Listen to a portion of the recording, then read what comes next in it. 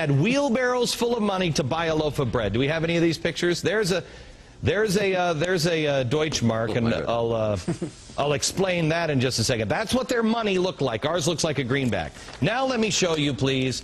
Let me show you this chart. We had a chart made. There's our wheelbarrow full of, that was for a loaf of bread. Here comes the chart. If you watch the chart, this is 1929, there was a stock market crash. This is how much money is in circulation. See the flat line, 1941, 1965, Vietnam, then 2000, Y2K. Then a little spike, then 2001, that was 9/11. There's 2008. This is October. Look at this. This is how much money has been flooded in. This is exactly what happened with Weimar, and I have read story after story with people saying, well, nobody really knows what the effect of this will be. Arthur, yes we do. I mean, our old friend who passed away, Milton Friedman, says that inflation is everywhere and at all times a monetary phenomenon.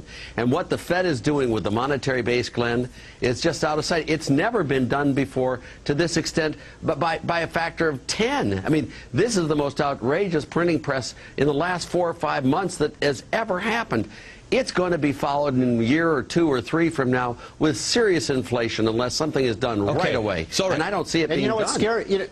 You know, Arthur, what's scary about that, going back to a point that Glenn made earlier, remember, Glenn, you were talking about the interest on the debt, which is $300 billion in this one bill alone. But if Arthur is right, and I think he is, that inflation goes up, then interest rates have to go up. And guess who's the biggest borrower in the world? And here's Uncle Sam. and this is exactly, our interest expenses are going to go through the roof. I hate to be a little historian nerd, but that's exactly why it happened the way it happened in Weimar. Because Germany, they had the debt, they couldn't pay it, and so what did they do?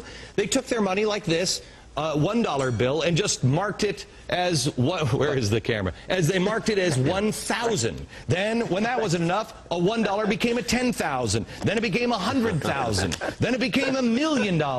Your money will be worthless if we don't stop the spending and the printing.